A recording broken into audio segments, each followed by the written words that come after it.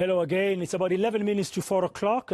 You're coming back to us as we continue our discussion regarding the Russia-Ukraine conflict, which has everybody in the world on edge.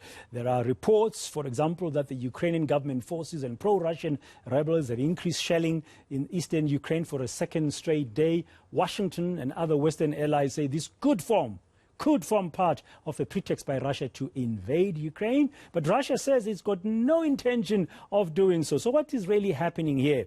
I've been discussing in conversation with Alexander Arefiev, Press-Attache at the Embassy of Russia in South Africa, just to point that we did put out our request here at eNCA for the ambassador of Russia. Unfortunately, is not available. And then I'm joined also by ambassador of Ukraine to South Africa, Ms. Liubov Abravitova. And finally, we've got the United States acting consul General, that's Will Stevens, who's with us here. United States making a lot of calls and alerting, raising the awareness around this issue more than anybody else, as far as I've noticed in the last few days. Now, Alexander, can I start with you where we ended off? Ambassador Abravitova was mentioning the issue of NATO.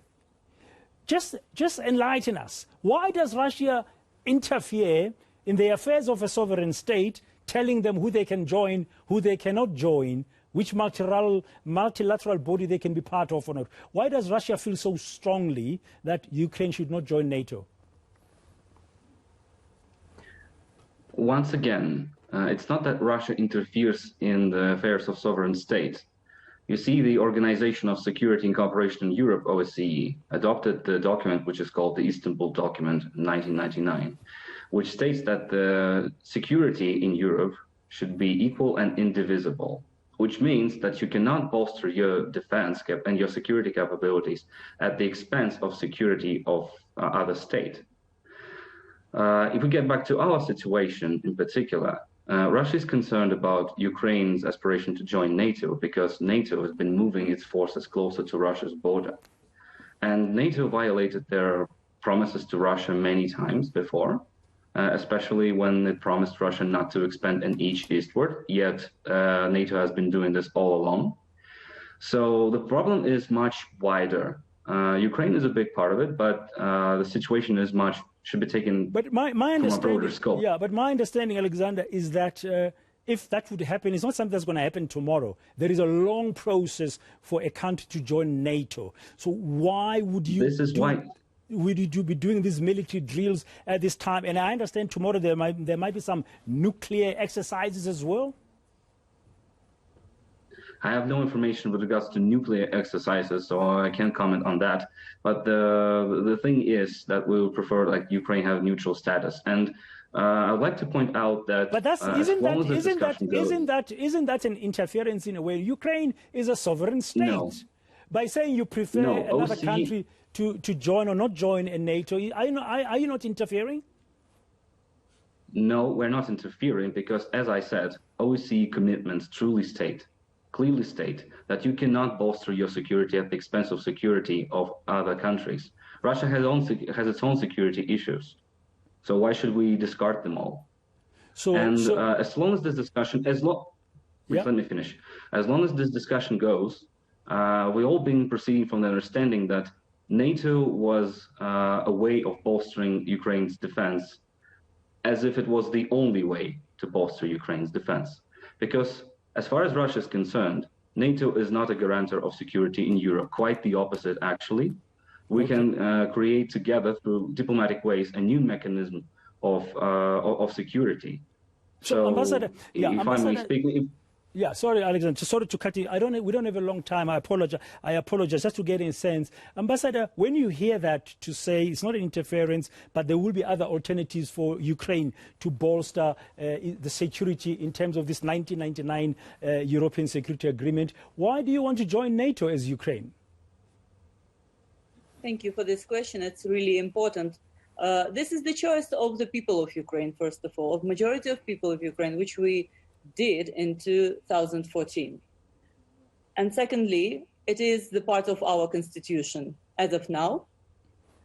So this is how we see our national security. That's how our people can feel to be protected from any outside enemy And we are not talking about Russia now. So NATO is not the alternative for us to Russia.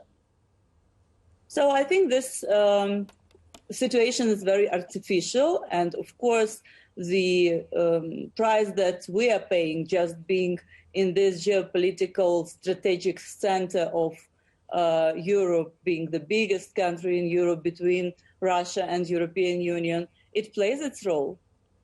But no one can exclude the right of a sovereign state to choose its own way. And I want all the countries, small and big, to hear this. What are the people on the ground in Ukraine saying or feeling? What is the sentiment on the ground? Are you able to share that with us briefly, Ambassador? Sure. They feel, as my press-attache says, if you can get a vaccine from COVID, you cannot get vaccine, unfortunately, from Russia. And we are living in this for 8 years already. People are really feared. It's not a joke. We lost 14,000 people since 2014. Those who were killed by Russian-backed, we don't call them separatists, as you say, because they are not. These are Russian troops staying on my territory in the east of Ukraine for 8 years. 1.5 million internally displaced people. More than 30,000 wounded people. So how you feel that people can feel, how I can feel. Now, well, let me bring you here. You're listening to this, and you are the US, and you're part of NATO. You support that, and you are the ones who've been very vociferous, in my view, from what I've read, as I've been following the story, developing the last week with the reported escalation. You've been warning that the invasion is imminent. The NATO factor, why is it that the West wants Ukraine as part of NATO? What is the US understanding? Yeah, Dan, our principles are very clear and have been since the establishment of NATO. We have an open door policy. Any country can join if they meet the requirements. Having said that, I think it's really important to put this in context for your listeners and your viewers as you plan to do after this. This is about the rules-based system we live in. It's not okay for one country at the point of a gun, at the point of 150,000 troops, to dictate to another the terms of their foreign policy, to try to attempt to redraw the borders of that country, to attempt to bully them into making the choices that that other country wants. That's what sovereignty is about. That's what the United Nations is about. That's what the rules-based system we all live in is about. And Russia is attempting to do exactly that. Okay. Now, we want to prevent that. Okay. Go ahead. Now, we're coming to the end of this. That's the time I had allocated. We're heading towards 4 o'clock. I have to present a latest news bulletin. I'm going to give you a few 30 seconds just to answer this question very quickly. And I'll phrase it in this way. Why should South Africa care about what's happening currently there? I mean, we are told there's going to be huge global implications if war breaks out. Currently, the tension is leading to a rise in oil prices. And we buy oil in dollars in this country, and we're going to be paying more and more, we are told. But why should South Africa care? Will, in 30 seconds, and then I'll ask Alex, and then finally I'll ask the ambassador. Yes, Will. Why should we care here in South Africa about what's going on between Russia and the Ukraine? We believe that if the world watches as Russia invades Ukraine again, it further undermines the peace and security of the entire world. It undermines our belief in the basic rules that govern how countries relate to one another. It will have tremendous impacts on the global economy. It will have tremendous humanitarian impacts. It will lead to thousands of lives lost. That's what we're trying to prevent. Alexander, from Russia's perspective, why should we in South Africa care about what's happening there?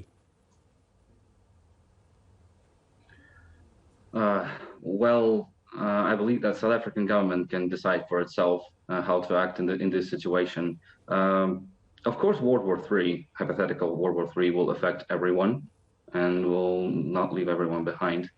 But this is an apocalyptic scenario, and Russia is doing everything it can to pursue the to find a diplomatic solution to the ongoing crisis, which was not provoked by Russia, and it's still instigated by the American side, unfortunately. As I said, But when it comes to diplomatic solutions, all options are still on table, and we hope for the best.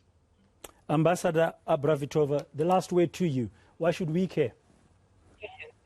Today, all the world is examining the power of international law and the main principles of the UN Charter. That's why it's important for all the countries in the world. And just to confirm that Ukraine stands for diplomatic solution of this conflict and always has been. And my president is already tired to ask the Russian president to sit at the table of negotiations. Our side is ready. Thank you. Thank you very much. Ambassador Liubov Abravitova, she's ambassador of Ukraine to South Africa. Thank you very much. Alexander Arefiev, Press-Attache, the Embassy of Russia in South Africa. And finally, Will Stevens, acting Consul General at the U.S. Consulate here, General to South Africa.